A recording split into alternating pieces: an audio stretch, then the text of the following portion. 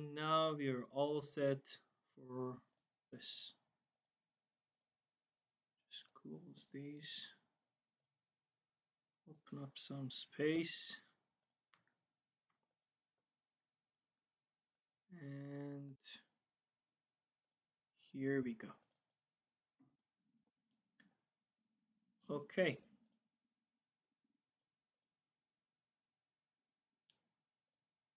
Resume recording. It's not being recorded. Resume recording. Yes. Okay. So today we will be talking about how to do some talk about some fundamentals about platforms, programming platforms, hardware, software, relation, operating system, and then software development life cycle, different development environments, stack in particular. You definitely hear these days a lot. I'm a full stack programmer. Let's see what that means. Today we will learn what full stack programmer is, or developer is. It's better to say developer. And now I'm back. And then we will see some version control. I hope we have enough time so that I can show you some tortoise git version control, committing, pushing, pulling, things like that. So I'm going to speed up the first part of today's lecture. This is the agenda, as I already said. We have already talked about operating systems. Operating systems basically link the hardware to the application, so that application doesn't have to directly deal with the hardware. Why? Because first of all, that's very difficult. You have to know every single thing about hardware. Second is what if you want multiple applications to run at the same time? You need somebody to manage those for you. And on top of that, basically you need something to know your hardware very well, to do all the tasks. And you, as a programmer, you don't really need to worry about what's going on in my hardware and all the things related to hardware. So this the operating system basically links this, takes care of all the hardware stuff, links whatever you want through APIs that we will see to the application, to the programmer. As a programmer, basically we create application softwares most of the time, unless you really want to work on creating new operating systems, which is also out there, a possibility. But usually 90% of programmers develop applications.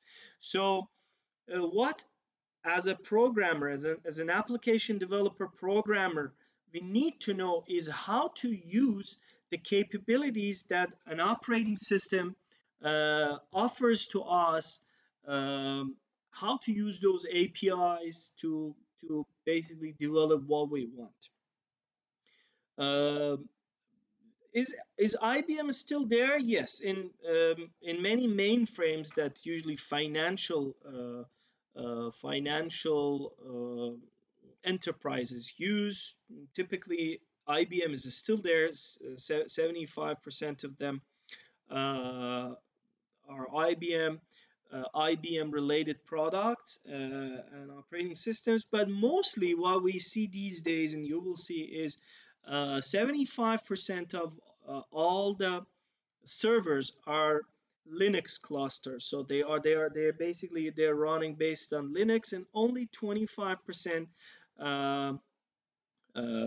Microsoft Server, Windows Server is what is there.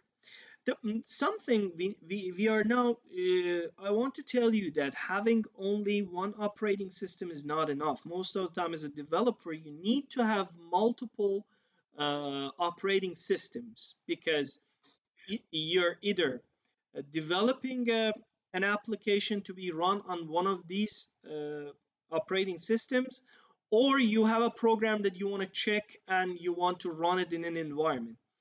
If you're on Windows, there is a possibility Windows subsystem for Linux. So go ahead, click on this link and check the content. It's a Q&A. You need to set up things first, but Windows gives you the possibility to run your application which runs on Linux based on the Linux file format. If you want, you can just check that, and it is possible. No need. It's the easiest way. If you just want to check something that is for Linux on Windows, you don't have to install a virtual machine or anything else. You can just go ahead and check. This comes handy, useful when you want to just check and run Linux apps on Windows. But if your thing is much larger than that, you really need to have Linux at the same time, maybe Mac and Windows, all the possible or whatever operating system that is possible. You want to have them, and you have only one hardware. You need to use now something called virtual machine, hypervisor. This basically, again, you can click here, you can check the website. It gives you a lot of good information how it works. uh, I will give you a flavor of how it works, but if you want more details on any of these, you need to go to their website and check out the information. So hypervisor basically makes it possible to have one piece of hardware. I have only one laptop which has one CPU, one RAM, one hard disk, everything, one graphic card, everything, every single source that I have, hardware that I have, is just one copy. I don't have multiple copies. But what they do is they sit on the hardware and allow you to have multiple operating systems, and they just give a chunk of hardware, some chunk of CPU, RAM, and all the hardwares to they dedicate to one of these operating systems. So basically, if you have one hardware and you have one operating system, that operating system has access to the totality of your hardware. But if you are using virtual machine, every single operating system you run, the hardware resources available for each of these. Now, if you have two, literally it doesn't become half, because typically you dedicate less resource for the uh, second operating system. But anyways, it will reduce for both of them. It will reduce. uh, Another thing that we will talk today about is software development in what a stack, which is stack, what is a stack. Keep this in your mind. We will talk about it in the next slides. Um, if you want to know in detail the tasks of an operating system, we can divide them into four main groups. For interfacing, an operating system is responsible to talk to other systems. So there must be a standard way to communicate. For instance, your Windows uh, is able to talk to a server which runs on a Linux. So how do they talk? They need a standard way of talking. We will see that kind of thing also here. One example. So that communication with other operating systems is one of the tasks of an operating system. And also with applications, different applications you're running, it has to communicate with Google Chrome, it has to communicate with Microsoft Word, MATLAB, Visual Studio, all these applications, it should be an operating system should be able to communicate with all of those, handle those, get the requests from them, send a response if they need something from memory. The operating system should get there, down there to the hardware, get the data, pass it to the application. And also, operating system is should be able to handle hardware. It should be able to handle different piece of hardwares, and this piece of hardware, you see word interrupt here. It's an important thing to understand. Interrupts are things that create events for an operating system. So basically, it's like an operating system is waiting for something to happen. That something is called an event coming from either an external source from a printer or a keyboard. Every time you press a keyboard button, an interrupt happens.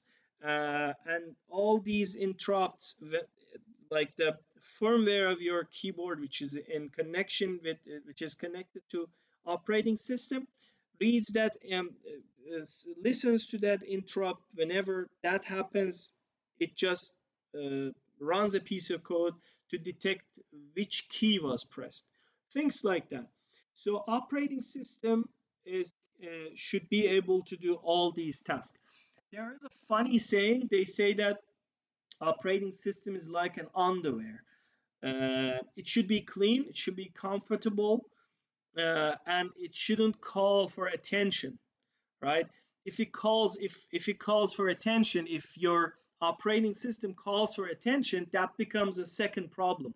Now you have to see what's wrong with operating system. I'm sure many of you have seen this, have seen this. Many of you that are running Windows, we all have Alt Control Delete to activate Task Manager every time our Windows crashes.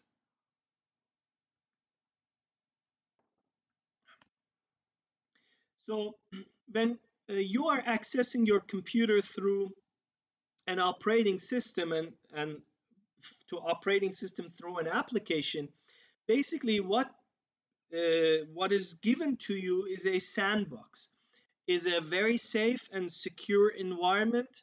Some piece of hardware is given to you, and everything is taken care of by the operating system very, very carefully so that nothing goes wrong. Basically, in old days with DOS and with earlier versions of Unix, you could go down to the hardware level and even change the data that is written to your RAM.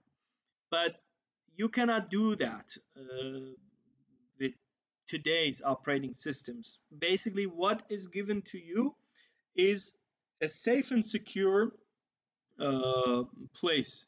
When you write your code in C, for instance, when you compile, the exact, depending on how many variables you have there and all that, the compiler calculates the exact amount of hardware that you need and asks for a little bit more than of that amount from your operating system. Allocate me this memory, and that's your sandbox. You cannot go beyond that. Anything that changes is there. That's why in dynamic memory allocation, for instance, you will see in C++, when you're allocating a memory dynamically, the compiler didn't know how much memory you needed, and you are asking for memory from operating system in the runtime. uh, Again, a piece of sandbox will be given to you, but the problem is that the operating system will not know when and how to delete that. So you have to delete that, deallocate that memory leakage problem, stuff like that. But in general, you receive a limited sandbox of your hardware and software to deal with. You don't have access to every single detail of it. When it comes to requiring more than one operating system, uh, as we said, there are two options. One is you install hypervisor on bare metal. There is no, it's just infrastructure, it's just hardware. So you install this hypervisor on bare metal, it communicates with bare metal, and this allows you to install multiple operating systems. Basically, this knows how to communicate with the hardware, and from another side, it knows how to communicate with each operating system. Everything is defined there like that. So it allows different operating system, guest operating system 1, 2, A, B, C, D, and as many operating systems as you want, as long as your hardware, you have enough hardware to give enough resources to each of those. And then each operating system has its own sandbox, and they can play the applications running in that operating system basically play in that their dedicated sandboxes without interacting with each other. That's why it's a very safe and secure place to play, to deal with. Nothing you're running on guest operating system A will affect the things that are running in guest operating system B or C. They're totally independent. Uh, Another alternative is having a container. So this one gives you virtual hardware, but this one gives you virtual, uh, basically in the virtual in the software level. It gives you, now we have one host operating system here. This is communicating, our host operating system is communicating with the hardware. On top of that, we have this kind of similar to hypervisor thingy, the container manager. So it creates one operating system, creates one sandbox, but container manager creates different sandboxes, but they all are connected to the same host operating system. This way, again, we are secure. Can somebody tell me what are the pros and cons of these two techniques? When and why we should do uh, virtual machine, and when and why we might do container. Any idea?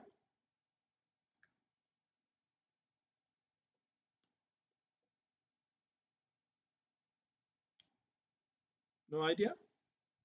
What could be the possible difference between them?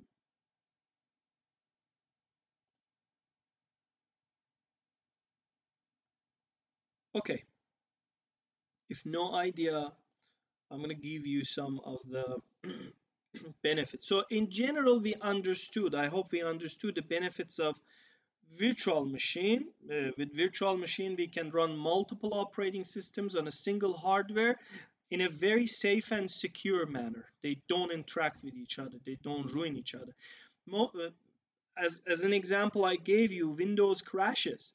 Why does Windows crash? Because we are not living in an ideal world. Although operating systems are responsible for doing task scheduling, dedicating enough resource for every single application so that they run and do the task scheduling properly, so that resources are used in a manner that there is no crash. But it happens, and it happens on a daily basis sometimes. To avoid that, you could use container. If you are using multiple heavy programs, to avoid that, you could use container. You don't have to install multiple softwares. Let, like, imagine all your softwares, all your apps are running on the same uh, operating system. You could use this container to divide, to have multiple sandboxes, to basically separate those and independently run your thing. It will result in more efficient calculation.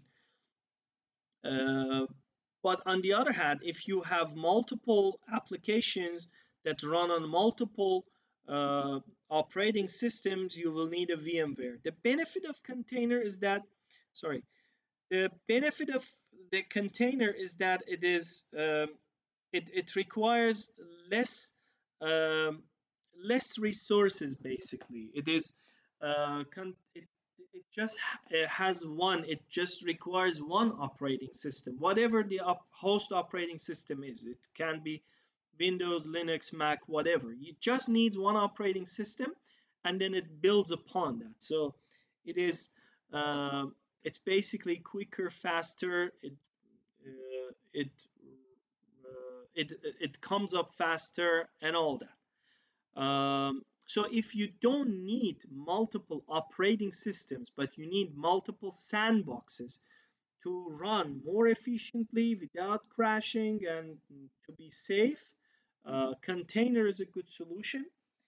And by the way, you can expand this idea to servers. It may not be really uh, a daily choice for personal computers, but on servers, imagine on servers, if you have only one container and one person comes and runs something uh, like a cryptography, or is doing hashing, or something that is hardware, it just absorbs the hardware, the operating system may not be able uh, to uh, to restrict that. So it can give all the resources, and other people that are connected to that server and are using resources may see latency or may face some problem. Any questions so far?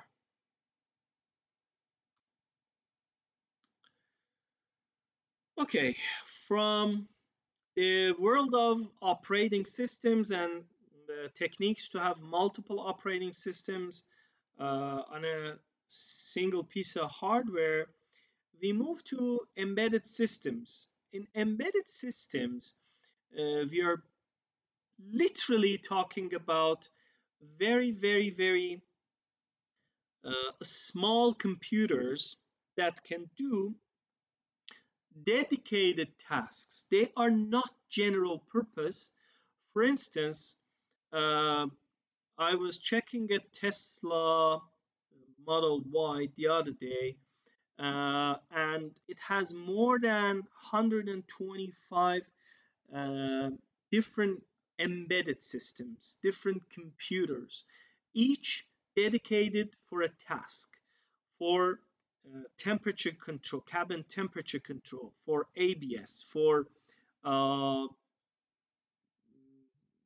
tell me, for uh, for controlling the rotation, for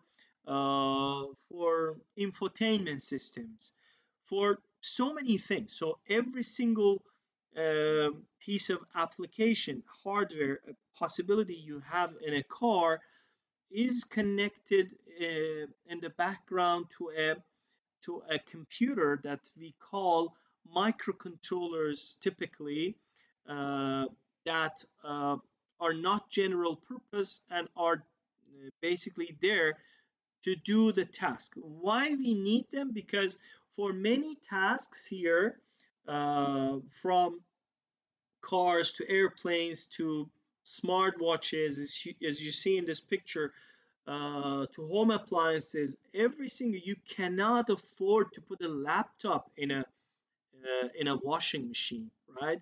It needs a small piece of microcontroller to be able to do some preliminary tasks, right? So that's what we call an embedded system. In embedded systems, the way you program is exactly the same. You C programming, C++ programming, you just do coding for them. Many of them do not even support hardware, do not even support operating systems, or if they support, it's not the same huge, heavy multitask operating systems that you can have on your PC or on a server. They have very small pieces of real time. They call them real time operating systems. Why real time operating systems? Imagine it's an airplane. specific tasks required to be done in a fraction of a second. So these things are very time sensitive. Um, in contrast to things that we do in our personal computer, I don't care if my PC like crashes for 15 seconds. It just shows me not responding. No problem. I won't die. I can just wait for 10 seconds, and it will handle the task and again come back to me. Will serve me with that app. But if it happens in an airplane, that's a disaster. A disaster can happen. So these embedded systems typically do time sensitive tasks, real time tasks, but the level of computation that we expect from them is typically much less than what we expect from our computers. Some examples: Arduino, you might have programmed some of them in high school. I don't know, very popular, very easy to code. ESP32, STM32, some more powerful tasks. This guy is even equipped with Wi-Fi and Bluetooth, and these are like very small piece of boards. Raspberry Pi, this guy is a big boy. It allows installation of Linux, so this supports small Linux core, basically embedded Linux. So you can write programs the way you write for Linux. You can write the same program here if you're using only core. And that's the world of embedded systems. For stacks, guys, can we have a break? Let's see. Who wants a break for uh, a break? Yes or no?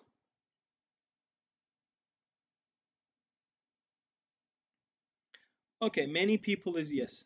So please come back. It is 1:15 right now, Toronto time. Come back at 1:30. 15 minutes break. We'll see you then.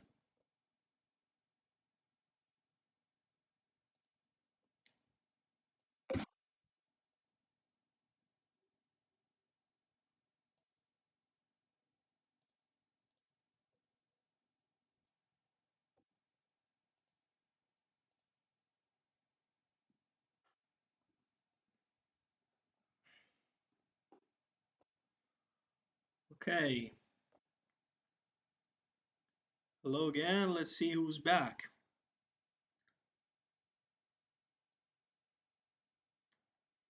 Are you back?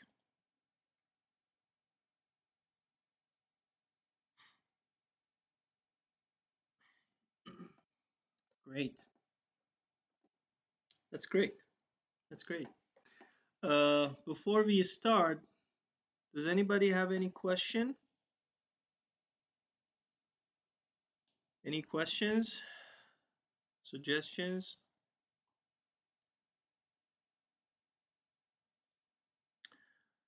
Okay. So now reaching to the let me take this. Reaching to the development part, uh, there is this famous MVC architecture, which is composed of model, controller, and view.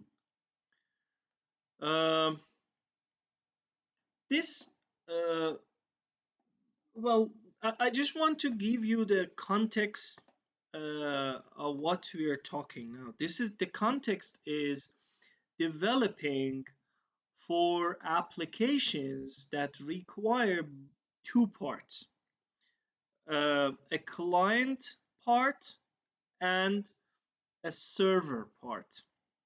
So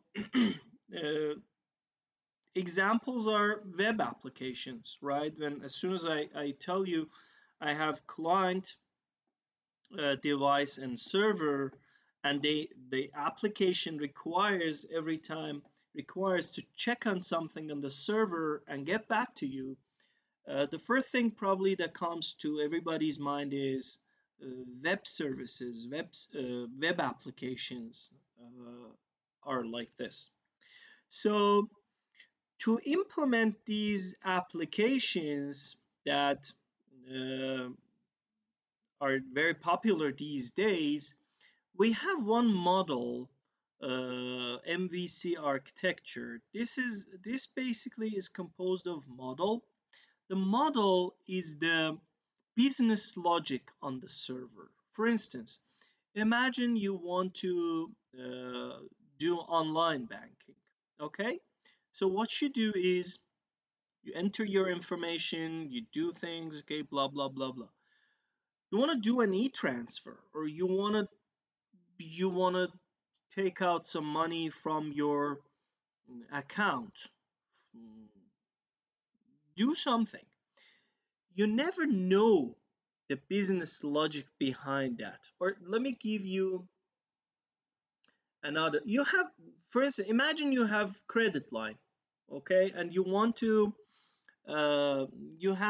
want to transfer some money for from your credit line uh, to your checking account, for instance.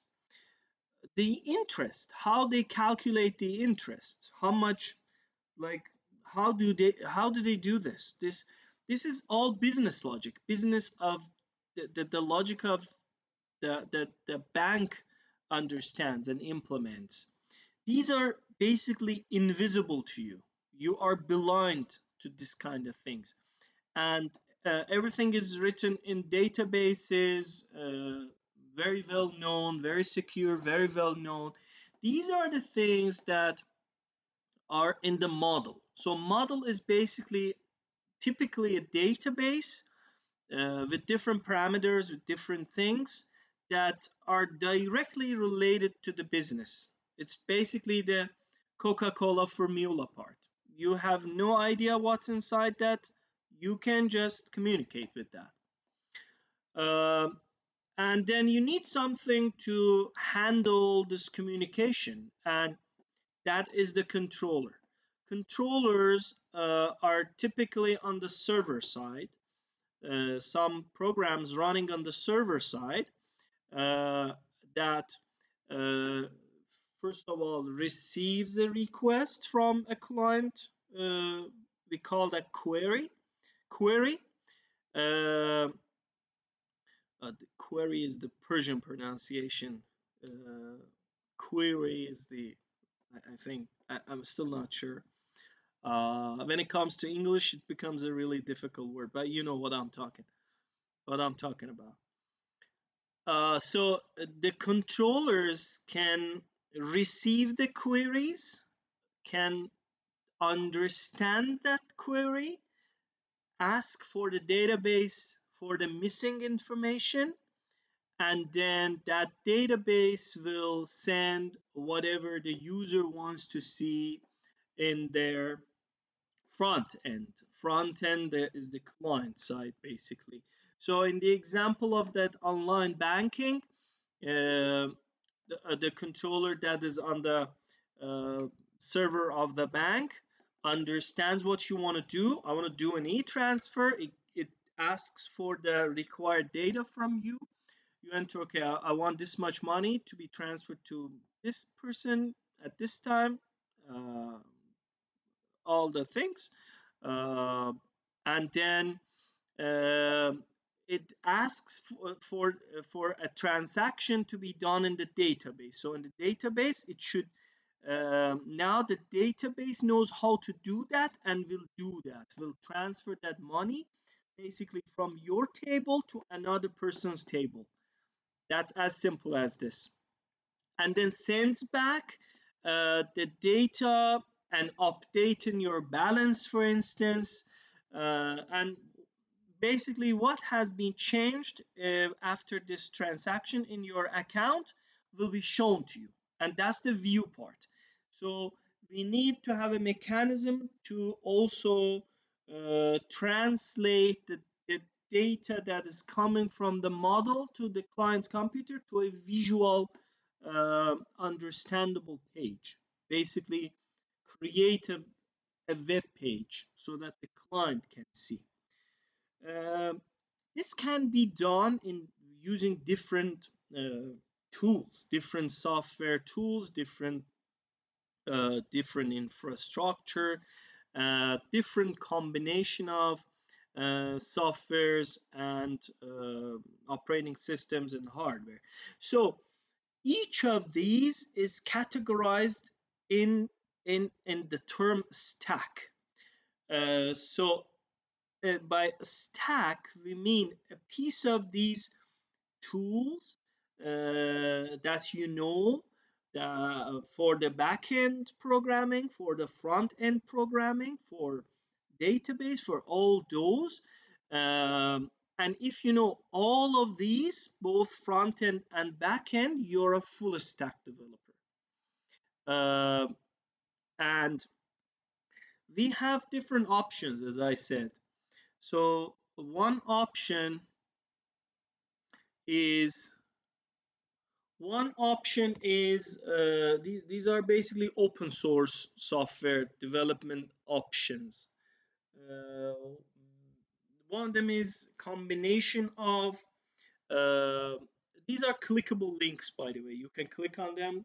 It will transfer you to their website. You can get more information about these. MongoDB is the database. So as it's a database, we know that this is the M part of the MVC, or the model of the MVC architecture.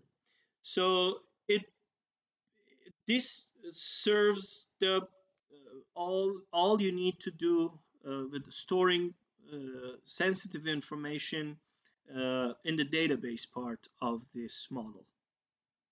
Then we have uh, express.js and happy.js, or running as the controller part. So these are the applications that run on the server that understand understand and interpret queries. Sorry,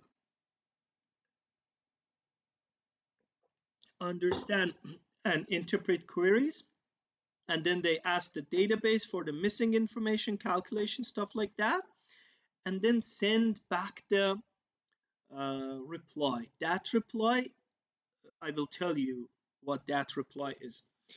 But this application requires um, another basically engine. They call it engine when it comes. Basically, the operating system of a server.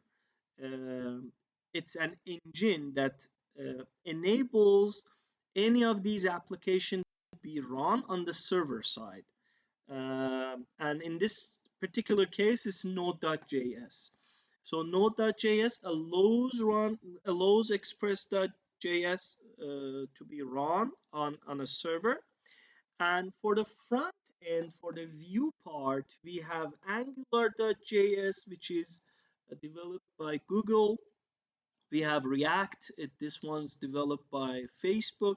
And we have Vue, again, developed by Google. I think somebody at Google developed that. So these are very high performance front end uh, applications that are responsible for receiving all the data from the express.js part. The data comes in the form of simple text, just variables and the value for those variables. I will show you more on today's activity about the queries and the response. But basically, on these applications, Angular, React, or Vue are responsible for converting that received information to a beautiful visible page. And in the background, they do lots of other things, like sometimes they cache some stuff uh, to create HTMLs faster so that they don't need to communicate. You can see a lot of information actually in their website. So this is one of the stacks, if like one of the set of the tools that if you want to be a good web developer, this is the time to go ahead and dive deep into these four different parts of being a full stack developer. If you want to concentrate on only backend, uh, definitely express.js will be enough, and so on and so forth. Another option is the traditional method. I've personally coded uh, in this set of applications that we have for this stack a lot. It's a bit older, but it's very powerful. You can easily create content management systems here. So if I want to compare, Python is the front end equivalent uh, on the MVC architecture. So Python generates basically manages all the everything that the user wants to see. It manages the dynamic page that is supposed to be shown to the user. MySQL is the database part, so it's equal to M in the other architecture. Uh, you store your data in MySQL. Apache server is equivalent to node.js if I want to compare over there. So it basically allows a Linux server operating system uh, run and do the job for you. So basically, sorry, no. Linux is Node.js. It's the operating system equivalent over there at the engine, and the Apache server basically is the application that understands. If I want to compare to the left side, that understands queries, generates the output in the form of JSON or XML. I'll show you. These are the two things that are good, are they have a good market. If you want to be a full stack developer, either on either sides of this table, it's good. Go ahead and you can create wonderful web applications with any of these set of tools that you have. So we have real world examples here. One of them I'm gonna show you, for instance, Shopify. If you go to Shopify a stack, it gives you a page that has a uh, list of tools that they use, and you will see how enormous it is. So if you want to, so these are all the things, all the tools they use to uh, basically uh, make this technology of online applications, web applications, shops, and stuff like that possible. If you're interested, just go ahead, take a look. Uh, Also for Netflix, we have, so every single server-based application that has two parts: the client part as front end and the server side as back end, has its own set of tools for every single commercial brand that you might hear, and it's good to dive deep into them if you like to be involved in future with any of these.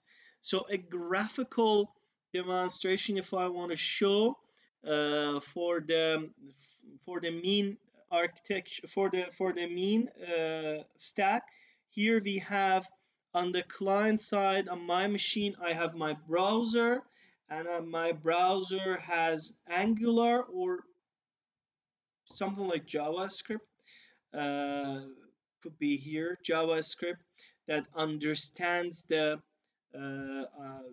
data that is coming from the server and can turn that into a visible page. And on the back end, this is now node.js as the engine. Express as an application is running. It understands the queries and does the job, sends back the response. And we have the database type that stores the data and everything, all the queries that require some missing information. They go to database fills in that information, sends back to Express, and Express sends the full response to that query to the client machine. And those queries and if you, by the way, if you click on this, it will take you to, if you click on the image, it will take you to this website, IBM Cloud. And this is a nice website. You can get some more information about this architecture.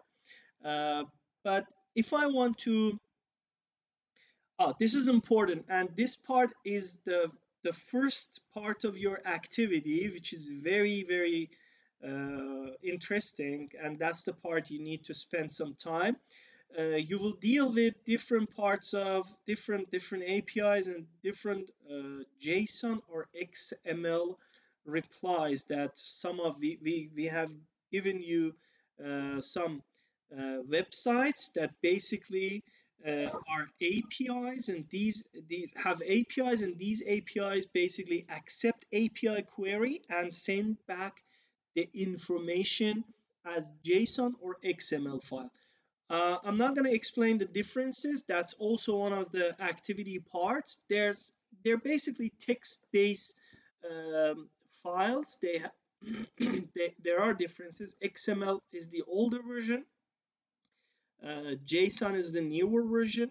These are text-based files that have specific standards, and when and the application on the client side basically understands them and can convert them to visual pages, and that requires a design. So you need to design how you want to show the data that is in a JSON file, and that becomes a design issue, design thing. API, by the way, API, we will talk about it. Let's talk about it. So Microsoft.NET Core is uh, Microsoft.NET Core is also another stack. You can get involved. It's a free cross-platform open source development tool you can use. The programming language is C# or Visual Basic. You need to know, but you can create cross-platform. Cross-platform means an application that can run regardless of your operating system or hardware. It can run basically anywhere. You can create cross-platform applications with this .NET framework. Coming to creating software development life cycle, there are specific steps as we have but intuitively we know. So when you want to solve the problem, first you need to describe and figure out what the problem is. That's by asking other people. So you want to solve a problem by developing an application. We're basically solving problems that other people have. So you need to first understand the problem. You go there, ask what the problem is, blah blah, do things. You need to understand all the details and then start thinking about the solution.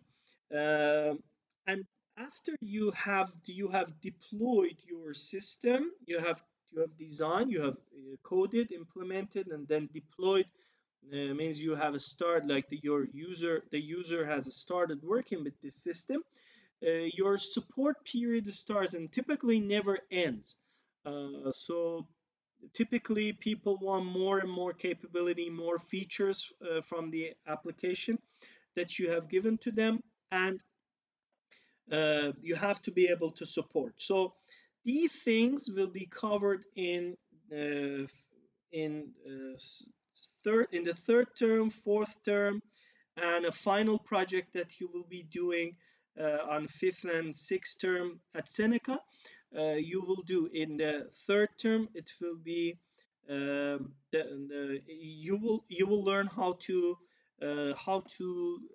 ask basically how to ask and formulate the problem in an object oriented manner, and then you will be able to design a solution and code for that solution and develop the output and final project. It's an interesting image. You might have seen it before. So if you don't do this design life cycle properly, this is most probably what will happen. This is how the customer has explained what he or she needs. Then this is how the project leader understood that. So the person that was sitting there and listening to the customer said, okay, I understood. Yeah, you want this. And then in the design stage, this is what has been designed. And that design in the form of algorithm, pseudocode, whatever description has been passed to the programmer. And this is the programmer coded wanted to implement coded for this design, and then at the first report or the first version of the software that they are explaining to the customer, basically this is what the business consultant is explaining to the customer, that this is what we have created for you. This is how the project has been documented. Thank you. There's nothing in the document. And this is the operational level. When it comes to operation, this is what the customer was built for. And this is how it was supported. This is the support part. And finally, this is what the customer actually needed. So please uh, keep this image in mind, and in the future when you start dealing within any of these phases within a project, please think about it and see, are you doing the same thing that you see in this picture, or it's something different? It hopefully should be different. And that takes us to software development versioning, different versions. This is also a very important part and the last part of our today's lecture. Before I start this, is there any question?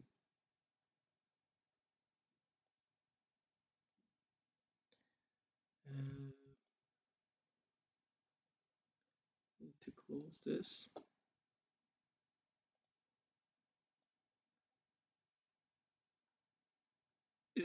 Is there any question so far?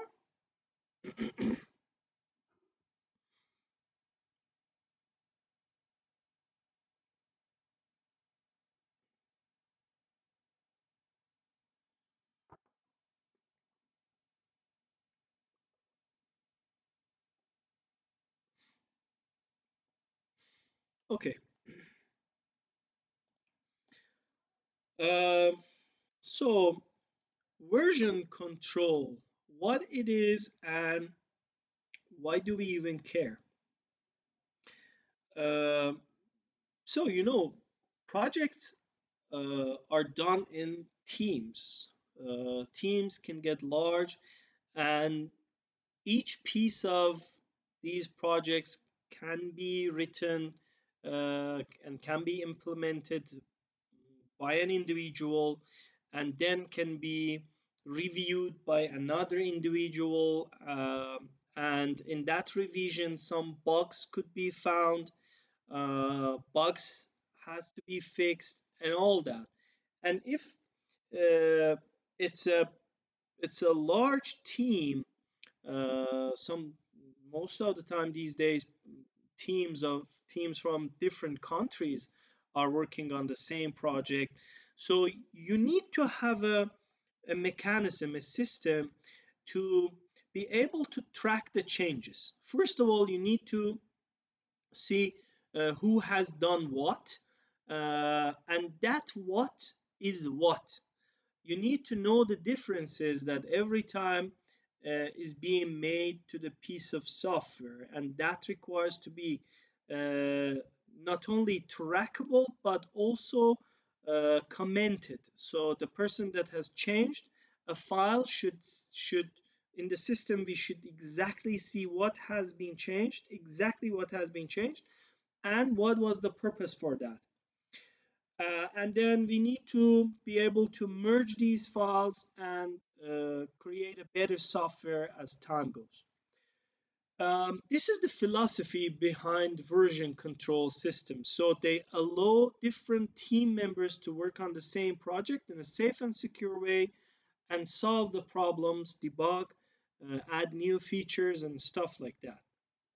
So um it basically uh, we call it a repository of project files, different modules of a project in the same repository, and in that same repository every file is trackable. You can compare the version of the file that you see now to the version that it was a year before, and if necessary you can, if it doesn't work or if necessary happens sometimes, you can just replace the new one with the old one, but every single change uh, is traceable. Trunks, in this image you see trunks are basically the completed part. So it's a stable software that users can use. Then they report a bug. For example, this one scenario, they report a bug, or the engineers in that team, the programmers report a bug, and that becomes a branch. Now we have one is running already there, but there is a branch. Something needs to be changed, something needs to be fixed, and that becomes a new branch until everything again merges to another version of file of software, stable software that user can use. And each of these stable parts, trunks, come with their own figure, their own tag that we will also discuss. Uh, this system can be implemented into two different ways. It can be this can be centralized. Everybody, every client, every programmer should be connected to the repository on the server all the time. You have to be connected, and as you can imagine, because every time everybody is updating some files, there can be some complications if two people are working at the same file at the same time. So there are some mechanisms to prevent some problems, like if somebody is working, that file can be locked and things like that. But um, at the very least, it requires being connected to the server all the time during the time that you're working. Another version is distributed version control. So in this distributed version, every client has its own repository in their local machines, in their computers, and every time it's changing. Committing means you change the file and you are telling this version control system to take a snapshot of that. What does it mean? Imagine I have a file, I have written hello in it. Then hello has been committed. So there is a snapshot of that file with hello in it. I come tomorrow and change that hello to hello CPR 101 class. I commit that again. By committing, the system takes a snapshot of the file with hello CPR 101 class in it and keeps it in the local repository. Every time we do committing, We are taking a snapshot of the new changes that we make. You go you go eat lunch. Before going to lunch, commit your files, your program files. Come back, commit again, and every single commit requires a comment. So you need to also write what has been changed, whatever, a description, so that you understand what changed at that stage. The difference between the previous scheme is that every user has its own local repository. There is less interaction with the server, and GitHub is exactly like this. So I think we have time. Uh, do you want me to show you uh, Tortoise Git that you can install and use uh, to have to create repository, and it can upload things to GitHub? So I guess for presentation, you didn't tell me presentation, sorry. Parvinderjeet, you didn't tell me that you are gonna present. I didn't set aside any time for that, so we will talk about it. To answer to this poll, yes or no, do you want me to show like 2 minutes or 3 minutes tour of Tortoise Git, or you already know Tortoise Git?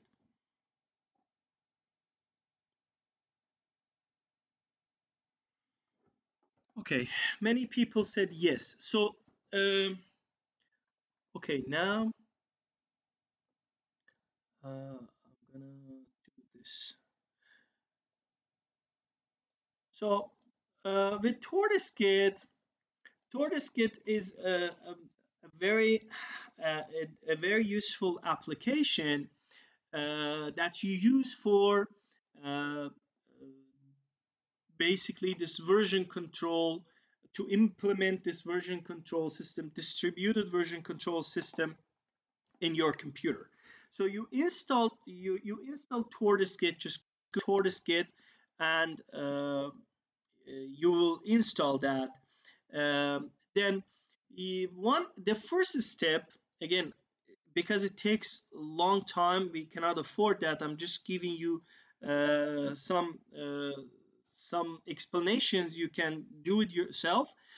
um, After you install Tortoise Git, um, you can basically define a folder to be your shared folder or repository on your local computer, and can be connected to your GitHub account. Here you see this is my repository, and here what I do every time I write a program or do something, you need to you simply as if you don't have any Tortoise Git, you just create a folder. You see there is it's just a simple icon for this folder. I go inside that folder and create that text, hello world, for example, text document. In this text document, I'm calling it test, and I am writing here hello.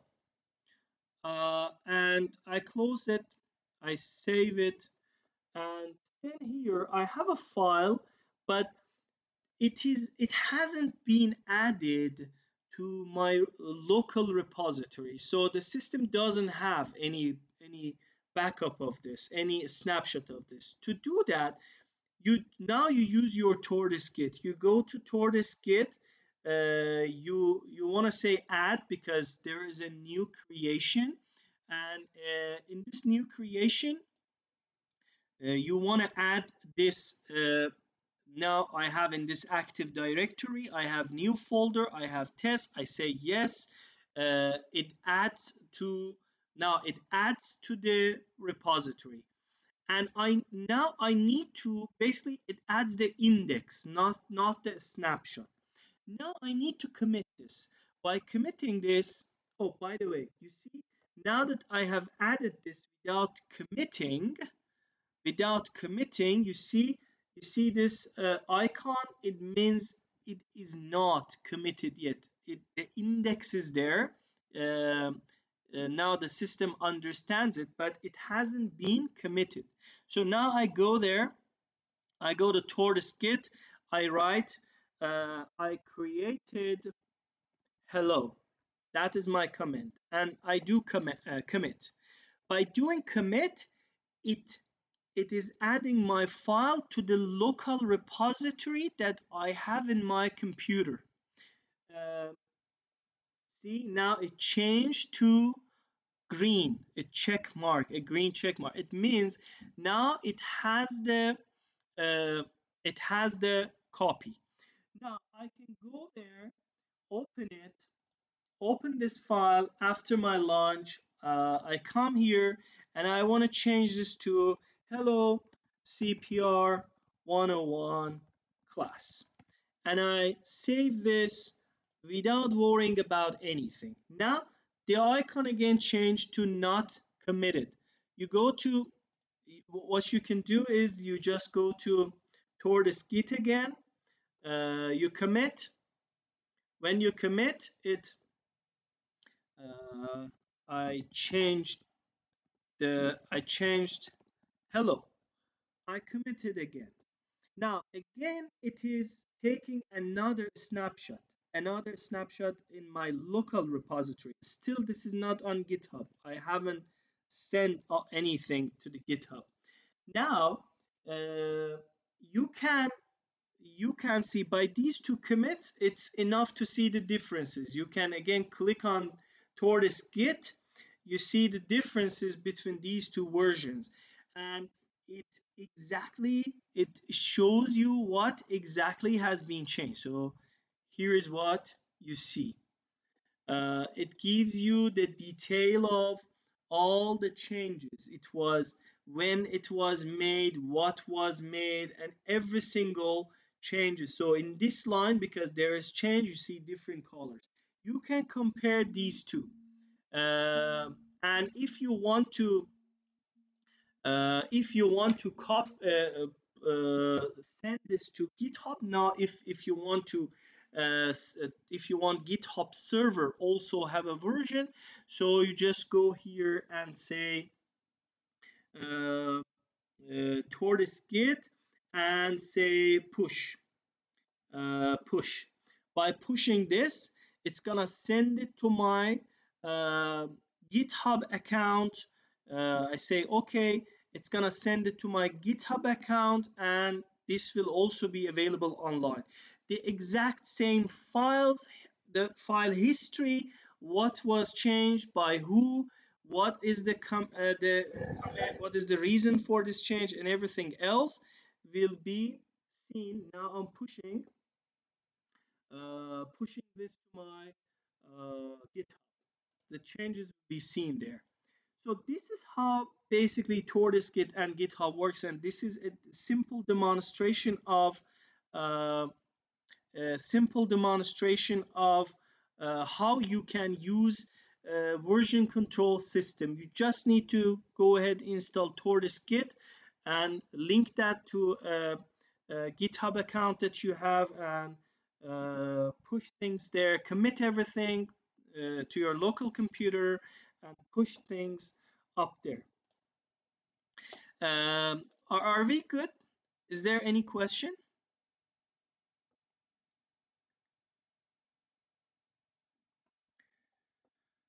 Okay, if no, see, it gave me a successful message. Now I have everything on my GitHub online account. Is there any question? No. So uh, I'll not be able to cover activity, but there is an 8-page description for how to do the activity. Please go read that carefully. It's gonna take 2 to 3 hours at least from you. Please do that. This activity 6 is interesting, and please do it by yourself. Please do it at home and set aside 2 to 3 hours for that. Now, you saw those tags for every developed trunk piece of software that we have. So how are we going to name them? First, we need to understand the concept of forward compatibility and backward compatibility.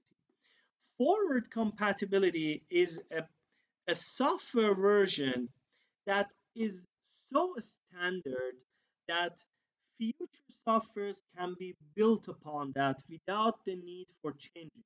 For example, an HTML p tag, paragraph tag, is a standard. It's been there for more than 20 years, and every time a new HTML a new HTML markup language is being created, they don't change that tag. This is standard software that future softwares can be built upon without significant change, are called forward compatible. Now, you can imagine the exact opposite is backward compatible. It means when your newer version of the software understands the older version. For instance, if you open an old HTML with your browser, it's obviously, if it is not that old, your browser will not complain that it doesn't understand because it's an older version.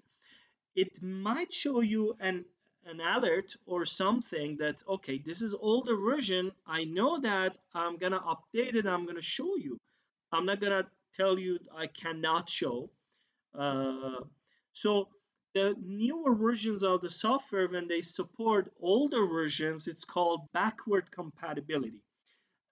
There is a scheme, a 3-digit with points in between for naming the softwares as they are developed. This one shows basically a very, very, very, very small change. These are usually a bug fix, and nothing fundamental changes when this number change in the name in the version of the software. The one in the middle is minor change, typically involves in enhancing the features. For example, like you have added some new feature for face recognition, for example, into your app. That is a new feature, so that changes the number in the middle. Any new feature that gets added to the software changes the middle name, and the very first one, the one on the middle, is the major release. That's when the software fundamentally changes from version 2 to version 3.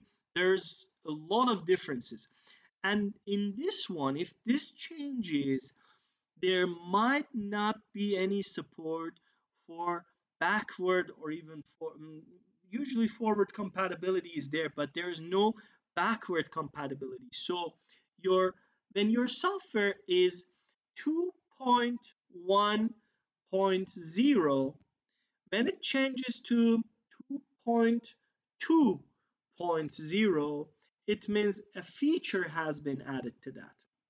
And that 2.2.0 can very well understand and run files that have been created under 2.1.0. But when it becomes 2.1.0 becomes 3 point something, 3.0 point something, the version 3 is basically when you need to update your software package.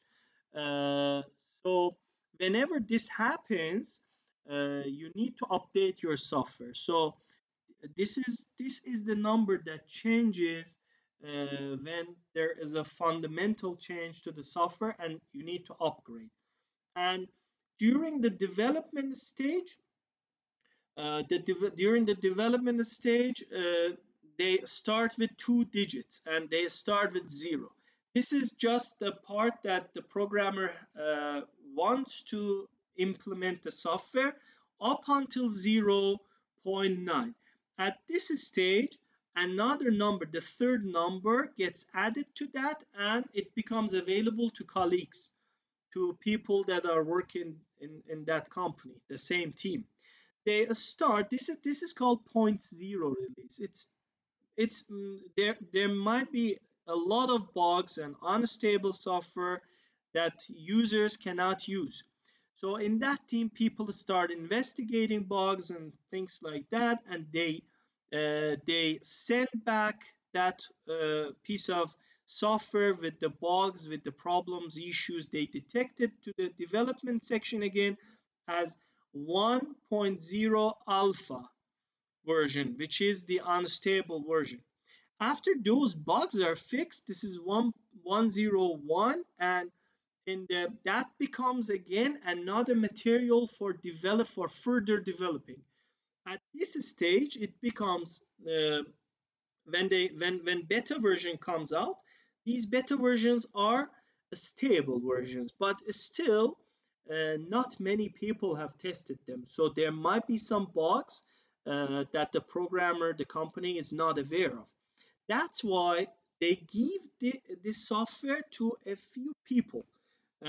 It's a release candidate, and they give it to a few people to test. I remember uh, I was in 2004, I think. I was one of the first users of Gmail. At that time, it was Gmail beta version, and I was lucky enough. I had a friend. He told me, "Okay, now there's Gmail. Why do you use? Why are you still on Yahoo? Go check Gmail." And I was one of the few users. At that time, it was beta, and there was a capability to report any bugs if you face. After that, it becomes the typical software that many people use, many people report the bugs for, and um, and from time to time it becomes a fundamentally different software with a set of whole new features, and that's when this first digit changes. Now from here, now it is a new version. Typically people say that you have to wait for this change to beta. So from 110, if 200 comes, don't just rush, go install the new software. Wait for the 210 version or the beta version to come, and then go install, because by then there's probably a lot of bugs that you will face and you will report. Uh, yeah, that's all the things we needed to know. Uh, there are more slides that are not in the quiz, but you can take a look. API, I already explained. APIs are the piece of piece of parts of a software that other softwares can communicate with. These are basically windows of a building that you can look into the building, see what's going on, or from the building, things can be sent out through those buildings, API through those windows. APRs are to software's applications are basically windows to the buildings, ports or ports that you can communicate. Uh, Thank you so much. If you have any questions, please ask. Start your this week's activity on time. You need to spend some time, uh, read the instructions carefully, and have yourself a beautiful week and weekend. Please, I'll be here 30 seconds. If you have any questions, please go ahead and ask.